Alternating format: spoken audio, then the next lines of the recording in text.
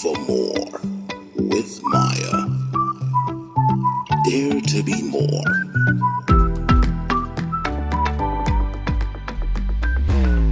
Hello and welcome to the Made for More show.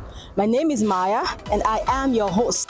My goal is to help you clarify your vision for life, understand why you're on earth, help you develop those areas of giftings, abilities and talents, and help you deploy them to make an impact on planet Earth. You were sent here for a reason. You're not an accident. There is a purpose for your existence. Each week, I'm going to take you on a journey, an inspiring journey, a motivational journey, a journey that helps you see through the lives of others who are walking this path. Men and women from different walks of life, races, ethnicity, who have embraced the call to be more, who are stepping into life courageously and living their dreams. And that is my dream for you. You are made for more.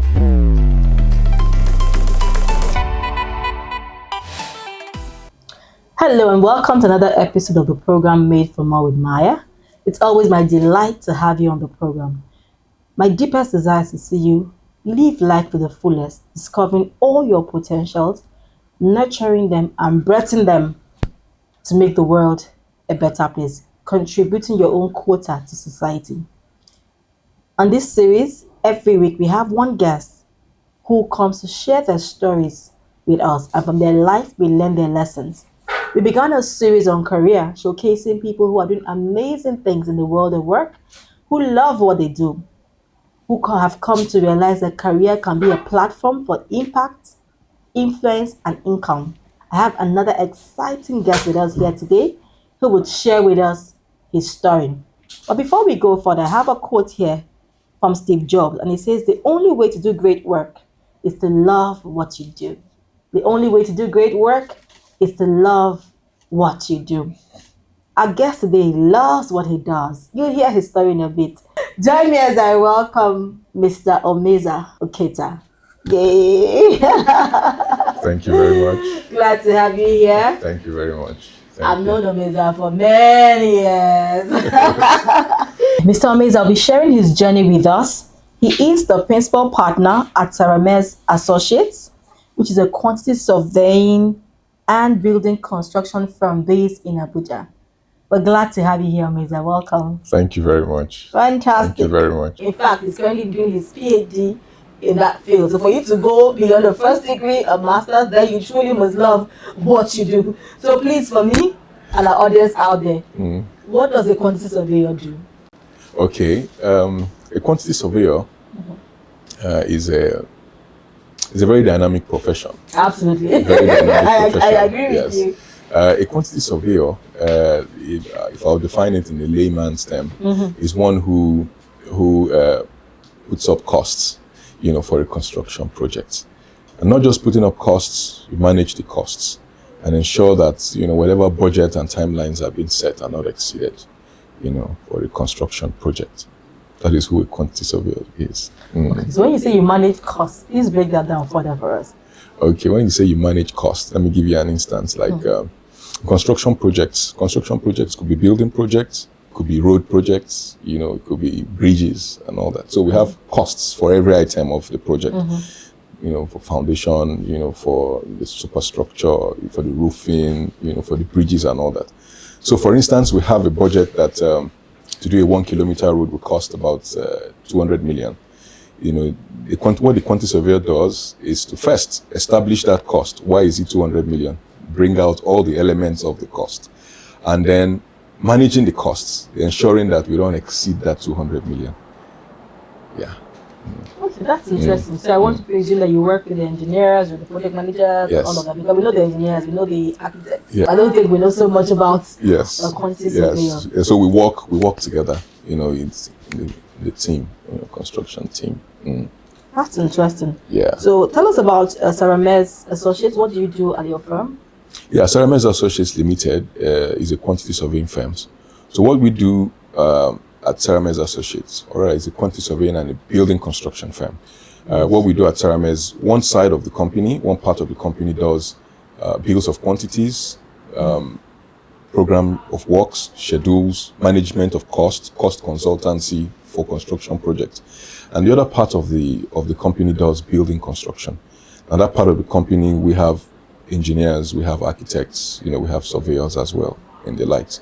So we're just, we do everything construction, yeah. That's interesting. And I know you're currently working on your PhD, so that tells me that you have a lot of passion for this field, right? I love quantity surveying. It's obvious. I love it. So how did you find yourself in this field? Okay, interestingly, so many years ago, while I was growing up in church, we usually have career days. So on this particular day, initially I'd made up my mind I was going to be a chemical engineer, Okay. because I liked, chemistry. But on this particular day, we had a guest who came to speak to us, on our career day. He's an architect by profession, still practicing. And he made mention of, professions that are not very common, but yet very dynamic and very unique and impactful. And he mentioned quantity surveying. And, my dad equally is an engineer. So I spoke to him and he said, yeah, this is a great course. And I filled it up in my JAMB. And here we are. Here we are. Yeah. Great. So after your first degree in quantity surveying, yes. Tell us about your work experience. How did you go from there after school? Okay. So I had my first degree in Mina, FUT Mina. I finished in 2006. And then for some reason, I delved into banking. From the NYC camp, were cajoled, to come get the bank job. And I was actually told I was going to go into bank maintenance, branch development and all that, facility management. But of course, when we got in, we're giving marketing and we worked on marketing for a while. And then I think in 2011, the bank had a merger and things were not going. I had already seen that, even if I'm going to be here for 10 years, I wouldn't get to where I want to get to in the bank, so I decided to pull out, and then I started practicing as a quantity surveyor. So what has the journey been like for you, being in that field in Nigeria?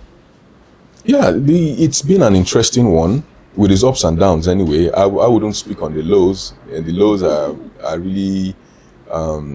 I believe it's a norm, but the high points are more, for me. It's been interesting having to solve problems, having to meet clients' needs, having to give value to clients, to make sure that their budgets they get value for their budgets and all that. So it's been an interesting journey, very interesting, having to see, because, in construction is like a story. From the plan, from the drawings, and then, to implement the actual construction and then post-construction as well. So it's been an interesting journey. We've done a lot of projects, a lot of projects in Abuja and outside of Abuja for, private and government. And it's been interesting having to see, to solve problems, really having to solve construction problems, cost problems and the construction problems. Yeah. So can you share with us one major highlight of your career? Maybe your best project so far? Maybe most challenging? One thing about any significant project you've worked on? Yeah, I may not mention the name. Sure. Yeah, but of course, there was this project in 2014 in Taraba. It was started by another consultant, and because we had an experience with this client somewhere in Calabar, we did a project for him and was very satisfied. And he said, we have this project going on in Taraba. It's been difficult.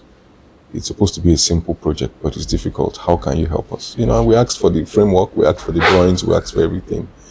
And it was a beautiful experience. We got in, we solved it. We finished that project within a year. Something that had been dragging for maybe 2 years, 3 years, and we finished it within a year. We're able to provide an outlook for the clients, to be able to see that, okay, this is where I am right now on cost, this is where I am right now on the project, and this is where you would be, in 5 months, in 6 months, be able to highlight it in stages, for him. And then he was able to plan his costs, able to plan his budget, plan his finance to be able to release. And the project was, so it was unique. For me, it was like, a dream come true, for us. And of course, it paid us, handsomely. So, Nice. I've heard you say over and over that you're able to solve problems for clients and then help them manage their costs. And let's situate that in Nigeria today, where in the last 1 year, almost every day, every month, prices have had to change. So how do you manage that with your clients? You've given a quotation, the client said, this is my budget. You said, oh, yeah, it's workable. And then things are going off the roof now. So how do you manage situations like that? Okay. In the profession, we have a couple of terminologies. We have an item called variation. We have items like fluctuations. We have items like contingencies. So when we're preparing the bill of quantities, we make those provisions for fluctuations. We make provisions for contingencies. There's a percentage, which is there, is available on the project. Let me give, for instance, say the project costs about 50 million. We can make contingencies, maybe an additional 7 million naira, which is there.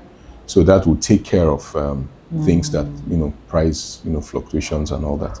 And then for when we do contract documents, because the quantity surveyor also, does contract documents. By contract documents, I mean contract agreements, procurement agreements, and all that. We make provisions for variations. There are some contracts that are, open to variations. And for an economy like Nigeria, contracts must be open to variations. The contracts that are not open to variations are fixed sum contracts. They're fixed contracts. But with the way things are fluctuating, we make provisions for variations. So we now hinge on that, to take care of that. Some clients are difficult. They say, no, you must still do it at this, and all that. But there's always a way around it, In my mind, I'm thinking of a young quantity surveyor Okay. who's just graduating from school and wants to get into working in this field. How would you advise the person to start off? Yeah, so for a young scholar, a young person aspiring to be a quantity surveyor, I would say it's more interesting now because we have the course is very dynamic now. We have softwares, that help us out. It's more interesting. It's more dynamic now, and it's a profession that boosts your confidence because you as a quantity surveyor, when you come out, you're an expert. You're a construction expert. You know everything about construction. So it gives you an edge, even over the architects. I'm sorry, even over the engineers, So They'll come for you. Yeah, they come for you because what the architects know, you have an idea. What the engineers know, you have an idea. What the builders know, you have an idea of it. So you're like a master of all, in the profession. So I would encourage young scholars to take up this profession. In our professional body, we used to have a few number of people who are graduating and even joining the body, but for the past 5 years, we've had, an influx of, people now understand what the profession is all about. It's a very interesting profession, and I've enjoyed it, from A, from the word go, I've enjoyed it, and I'm still enjoying it. Let's talk about professional body. Can you share what are your professional bodies in Nigeria? Okay, in Nigeria, we have the Nigerian Institute of Quantity Surveyors, which is NIQS.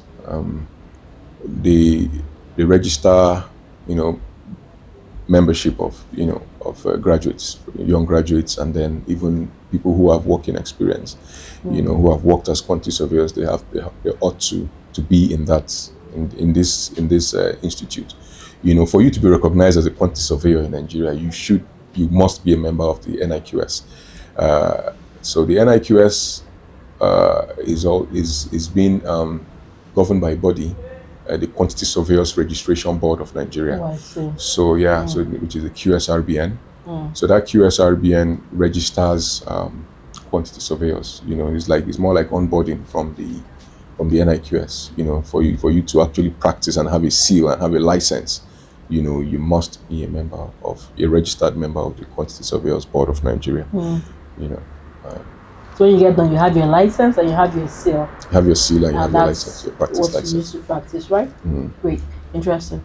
So my next question now has to do with how, as a person, what has been the greatest source of your jobs? I mean, personal referrals, or how do you get jobs? How do you get people to get you to work for them? Yeah. Okay. Ultimately, I don't want to sound. God has been helpful, and also we have a culture of excellence at Sara Mez Associates. We have a culture of excellence. So all that we do, we hinge on excellence, and referrals come from that. You know, when people see us work, they see the quality of our work, even the quality of our documentation. You know, we get referrals from there. But also we have a social media we have social media handles, we have page online, we have websites and all that people, call us from there, and then we're able to provide solutions, cost solutions, construction solutions, comes from there. So that's really interesting, the power of excellence at the work of our hands. The Bible says a man who is diligent in his work will stand before kings. So every work you do speaks for you. Somebody will see it and might want like what you do and want to refer you, make a referral, or ask you to come work for them again. So you just made a very valid point, taking every task seriously. I'd like to know, from hearing you speak, it sounds like you talk about working in Taraba, in Calabar. That means you travel a lot, right? Yes. Let's talk about work-life balance. So how has it been merging family and having to be away for weeks and maybe months? What has it been like for you? Yeah, now I must say that I carry my family along. And my wife, she's part of the company, so she has a very strong idea of what a quantity surveyor does, and she knows that this is what it entails. It's not been easy, traveling, balancing with work, and even school. Like you mentioned earlier, I'm doing my PhD, but somehow I'm a quantity surveyor. So we know how to plan. I like that. Yeah. That's so who we you know are. how to plan. So we put all these things into a program of works, and then I'm able to run, manage all the projects, manage my family life, and then also manage my schoolwork as well. Why did you decide to go do a PhD in this field? I mean, you're already making money with your first Uganda master. So why a PhD? Well, it's the passion. I love the profession. I want to know more about it. And then the ultimate, my driving force really is to be able to pass across this knowledge as well, and on an excellent platform. I want to be able to pass across this knowledge, to young scholars who are coming up. So in essence, I'm going to lecture. I'm going to go into lecturing, and then I want to master the art. That is why I'm doing it. I want to push it, and of course I have time on my hands. I'm still young, so why not let me get it? Now that I'm still young. I like that. So he's a practitioner, but he's also seeking to learn so that he can train and teach people in the future. That's fantastic. So if you're thinking maybe you're about to get into school and it's a course you want to, Mr. Meza just might be a lecturer someday. He'll be done with his PhD by then, and just maybe you might end up in his class somewhere down the line. Now, what skills should a person possess that helps you know that this person will do well in this field? Personality traits, character traits. Share some with us. All right, so I'll pick it from two lines: the intellectual part and then personality. The intellectual part, one, for you to be a QS, you have to be good in mathematics. The maths is a major for quantity surveying because we do a lot of calculations, we do a lot of extraction, dimensioning, and all that. So one should have or rather I would say fair knowledge of mathematics, so that I don't scare people away. A fair knowledge of mathematics. Tell us the way it is. Yes. And then for you to study QS or become a QS, you have to possess high level of integrity. For us as a profession, we say integrity is a currency. It's like a currency for us. So it's one has to, because you do with figures. We prepare bills of quantities. We prepare all the contract documents that you forward for approvals to government and all that. So one has to have a high level of integrity, and then should be exposed. You should be able to talk. A quantity surveyor, if you're going to plan to be a QS, you should be able to talk and express yourself, because all the time you'll be giving reports to the architects, to the engineers, to the project heads, and all that, to clients, be able to communicate. So communication skills is also part of it. It's a must. If you want to become a QS. Interesting insights there. Very interesting insights. Yeah. Can you share with us people who have been the greatest influence on your career journey? Maybe 2 or 3 people who have had a lot of influence on your career. Okay, first, not to be biased, my wife. My wife. That's all right. Yeah, my wife has been a major influence. I also have, I can mention names, right? Yeah, architect Wale Ademo. He's the current director for public building in FCDA. He's been a major inspiration. He was the one who came, spoke on the career Wow, day. amazing. Yes, spoke on that career day almost 24 years ago, 24 years ago. And to be honest, he's been rising up the ranks in this career as well. So it was like your beacon of light. Yes. He's a strong one. I also have Professor Oyewobi Lukman. He is currently my supervisor, my PhD. He's an icon, in the profession. He has helped the body, he has helped the institute. He's helping very young, graduates, young scholars, undergraduates. He's helping them seriously. So even for me, in my profession, in my practice, I call up on him, when I'm, I hit the crossroads. How do I go about this? And, he's a lecturer at the Federal University of Technology, Mina, and he's doing greatly. Today we've had an interesting journey. We'll take a quick break, and when we return, I'll continue with Mr. Omeiza. Made for more with Maya. Dare to be more.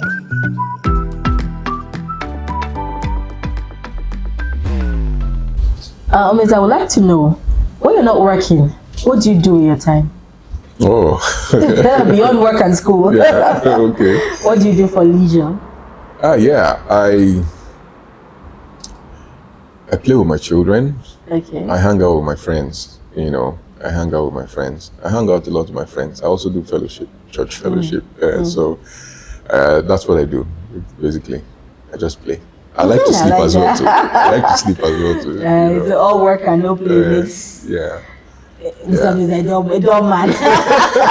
So we work hard and we play hard. That's fantastic. Yeah. Your final question. What you have to say to, I'd like to speak one word to our viewers today. Okay. To the young person who's listening to you, maybe admire you from afar. I want to be like you when I grow up. So what one word do you have for the young person who's looking to you for inspiration today? Okay, I would want to encourage every young person. I want to encourage every young person who is listening to us this afternoon that you can be anything you want to be. You can be a quantity surveyor, and a very successful quantity surveyor at that. You must build a culture of excellence even where you are at the moment. For the little place you are, even in school, you must build up very positive and excellent habits, to be able to push you to the height that you want to achieve. And nothing is difficult, nothing is impossible, to achieve. It may be difficult, it may be tedious, but it's not impossible. So I want to encourage you to push on. If you're having issues in your academics, if you're having issues, even if you're practicing, whatever profession you have, I think you should continue to strive. Don't stop. Just continue.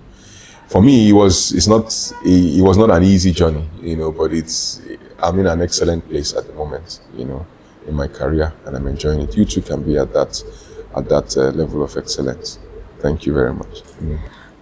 When you left the banking sector, was there any In the banking sector, your work in the banking sector have any impact, or influence, maybe skills you learn, people you met, on your work as a quantity surveyor? Did it in any way, have any impact? Did it connect? Can you say connection from that, your experience there, to running your own company today, to maybe getting referrals? Can you tell us a bit about that? Yes, a lot, quite a lot. Not referrals, per se, but the etiquettes that I learned. There are work ethics that I got. Customer relationship, customer management. I used to be a marketer, so I used to manage customers when they come all fuming in the bank and all that. So the same thing in practice. We meet clients. We call them clients. With several kind of attitudes, several kind of lifestyle, several kind of behaviors. So the banking profession taught me, has taught me to be able to manage them, and I've also succeeded in able to also trickle it down to my staff, and people that work with me, to have this: the client's customer is king. Anything they say is correct, at the first instance, and then until we're able to calm them down and tell them that this thing you're actually saying is not correct, or this is what we think. So it's taught me a lot, and it gave me exposure, to be confident enough to even speak to people, speak to clients, and also compete. That's really significant, because we have a culture, people just wake up and want to do their own thing. There's nothing wrong with doing that, but sometimes you have to work for people or work in organizations, and while you're there, it's an opportunity to learn skills, learn the culture of work, learn basic work ethic, and learn how to relate with people. So there's skills you pick up, and then you've learned a few things, then it's now okay to go work for yourself, because you're going to be transferring those same skills in your business. So that's a very vital and valid lesson. Thank you for joining us on this episode of the Made for More show with Maya. We've had Mr. Omeiza Oketta share his story of becoming a quantity surveyor and the journey so far. He gave us a lot of background into what the profession is and what it does. I want to believe you've been inspired by his story. Next week, we'll bring you another exciting story of another person in a different field of career. What we're always saying is find your passion. You are made for more. There's so much lying within you, and God wants you fulfilled. That's why He's put certain passions, certain gifts, certain talents within you. And it'll be my deepest joy to see you discover these talents and passions, gifts, nurture them, let them guide you to certain career paths. Begin to walk in those paths, living life to the fullest and contributing your own quota to society. Mr. Omeiza kept saying he loves the fact that he's able to help clients solve problems, manage their costs. Every career group was designed to solve a problem in society. So no career group is useless. Every career group, every person is on earth for a reason. Go out there and keep making impacts in your world. My name is Maya, and it's been the Made for More show. Thank you. See you next week.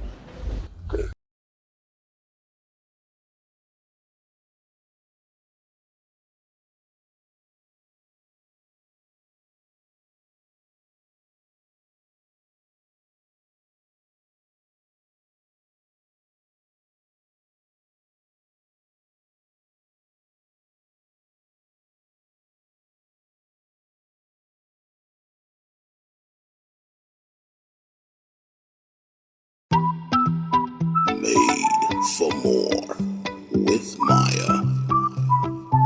Dare to be more.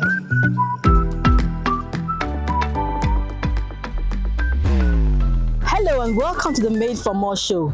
My name is Maya and I am your host.